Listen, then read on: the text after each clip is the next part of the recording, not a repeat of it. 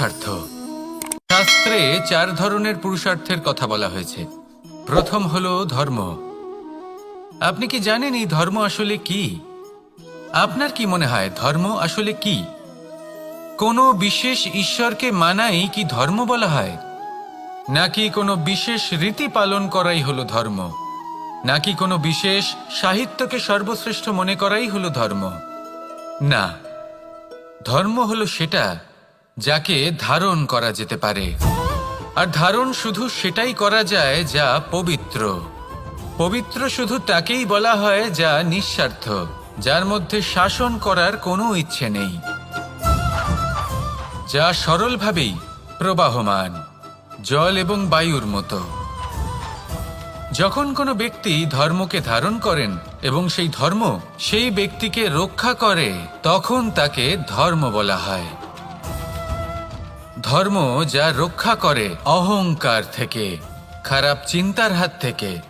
সেই জন্য পুরুষার্থ গড়ে তোলার আগে, ধর্ম পালন করার আগে, ধর্মের প্রকৃত অর্থ কি সেটা বুঝে নিন। এটা জেনে রাখুন যে সমস্ত ধর্মের আধার, সমস্ত ধর্মের ভিত শুধুমাত্র ভালোবাসা। আসুন আর এই ভালোবাসার সাথেই বলুন রাধা রাধা। কখনো কোনো বাগানের কোনো বৃক্ষকে দেখেছেন যেখানে সুগন্ধি ফুল থাকে, রসালো ফল থাকে? তখন মন প্রফুল্ল হয়ে ওঠে, মন থেকে সেই বৃক্ষের প্রতি ভালোবাসা জন্মায়। কিন্তু যিনি বাগানের মালিক, শুধুমাত্র তিনিই জানেন যে কিভাবে এই বৃক্ষকে আগলে রাখতে হয়, কিভাবে তার পরিচর্যা করলে এতে সুন্দর সুগন্ধি ফুল হবে, রসালো ফল হবে। কখনো কখনো প্রয়োজনের থেকে বেশি রোদ পেলে এই বৃক্ষগুলি শুকিয়ে যায়, প্রয়োজনের থেকে কম রোদ পেলেও এই বৃক্ষ কিন্তু শুকিয়ে যায়। প্রয়োজনের থেকে কম জল যদি পায়, এই বৃক্ষ শুকিয়ে যেতে পারে। প্রয়োজনের থেকে অতিরিক্ত জল যদি পায়, তখনও এই বৃক্ষের শিকড়গুলি নষ্ট হয়ে যেতে পারে। এবার এটাই কিন্তু আমাদের সংসারের সাথেও হয়। আমাদের সংসারের সকল প্রতিভাশালী ব্যক্তি, যেমন লেখক, বিচারক, প্রবক্তা, যোদ্ধা, এদের সবার ক্ষেত্রে এই কথাটাই প্রযোজ্য। যদি বেশি প্রশংসা করা হয়, তাহলেও এরা হারিয়ে যাবেন। প্রয়োজনের থেকে বেশি যদি নিন্দা করা হয়, তখনও তারা নত হয়ে পড়বেন। তাহলে আপনি এদের রক্ষা করুন এবং নিজেদেরও। মনে রাখবেন একটা কথা,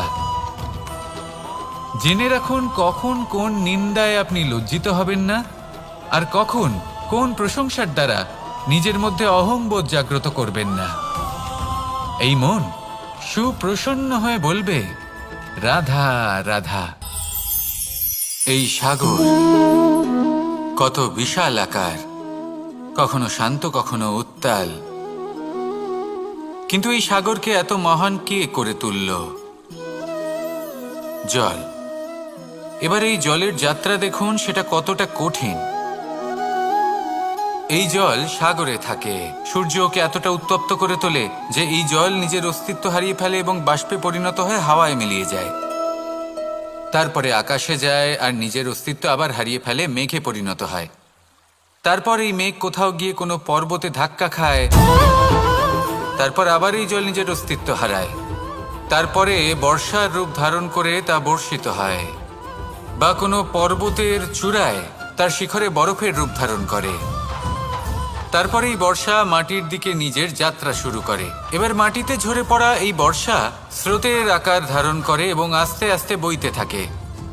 এই নদীর আকার ধারণ করে এবং নদী রূপে বইতে বইতে পাথরে ধাক্কা খায় বা কোনো পর্বতে ধাক্কা খায়, আর তারপর এই নদী এসে সাগরে সমাহিত হয়ে যায়।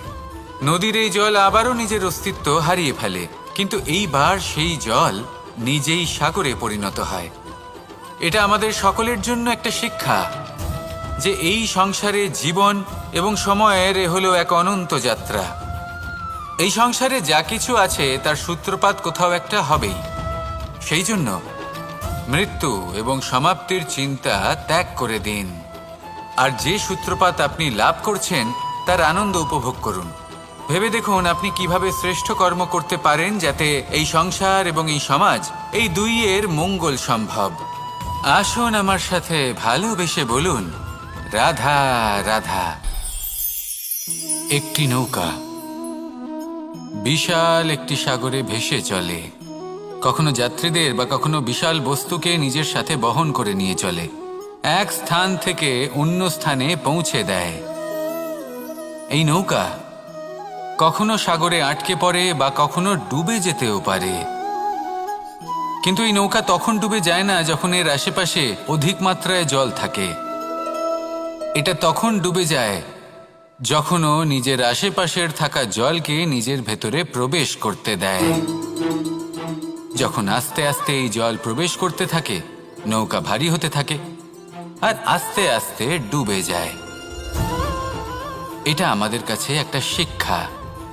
হতেই পারে আমাদের এই সংসারে, আমাদের জীবনে আশেপাশে অনেক বেশি মাত্রায় নেতিবাচক শক্তি থাকবে, ঈর্ষা থাকবে, বিদ্বেষ, ঘৃণা বা ভয় থাকবে, কিন্তু মনের এই নৌকা শুধু তখনই ডুববে যখন আপনি এই নেতিবাচক শক্তিকে নিজের ভেতরে প্রবেশ করতে দেবেন। মনে রাখবেন, এই নেতিবাচক শক্তিকে কখনো নিজের মনে প্রবেশ করতে দেবেন না। প্রবেশ করলেও তাহলে যেন সে সেখানে কোনো স্থান না পায়। শুধু এই বিষয়টা খেয়াল রাখলে আপনার মনের এই নৌকা জীবনের এই সাগরে সব সময় ভেসে থাকবে আর এই মন প্রসন্ন হয়ে বলবে, রাধা রাধা। আমরা সকলে শক্তি অনুভব করতে চাই। এবার যদি আপনাকে জিজ্ঞেস করা হয় যে সবথেকে বেশি শক্তির অনুভব কোথা থেকে করা সম্ভব, তখন কেউ কেউ বলবেন পুষ্টিকর আহার গ্রহণ করলে, ব্যায়াম করলে, কেউ বলবেন ধন লাভ করলে, বন্ধুদের থেকে, পরিবারের থেকে, আদি ইত্যাদি। এইভাবে আপনি শক্তির অনুভব অবশ্যই করতে পারেন, কিন্তু সবথেকে বেশি শক্তির অনুভব যদি আপনি করতে চান তাহলে তা পাবেন শুধু একতার দ্বারা, সংগঠনের দ্বারা। যদি আপনাকে উদাহরণ দিই, নিজের এই হাতটাকে দেখুন, 5টা আঙুল রয়েছে। কোনো একটা বস্তুকে নিজের একটা আঙুল দ্বারা তুলে ধরার চেষ্টা করে দেখুন, বড়ই কষ্ট হবে। তখন আপনি বুঝতে পারবেন যখন এই 5টি আঙুল একত্রিত হয় তখন কোনো কাজ কতটা সহজ হতে পারে। এটাই হলো শক্তি, একতার। সব থেকে ভালো উদাহরণ যদি আপনাকে দিই তাহলে বাঁশি। এই বাঁশি থেকে অত্যন্ত মধুর সুর নির্গত হয় যা সবার মন প্রসন্ন করে দেয়। এই কথা সত্যি, কিন্তু এই বাঁশি আমি একটা বা দুটো আঙুল দিয়ে বাজাতে পারবো না। আমাকে প্রত্যেকটা আঙুল ব্যবহার করতেই হবে, তবেই এর থেকে মধুর সুর নির্গত হবে যা সকলকে প্রসন্ন করবে, ঠিক কিনা? ঠিক এইভাবেই যদি আপনি চান যে আপনার জীবনরূপী বাঁশি থেকেও মধুর সুর নির্গত হোক বা সবার মনকে প্রসন্ন করে তুলুক, তাহলে আপনাকেও জীবনে একতা নিয়ে আসতেই হবে।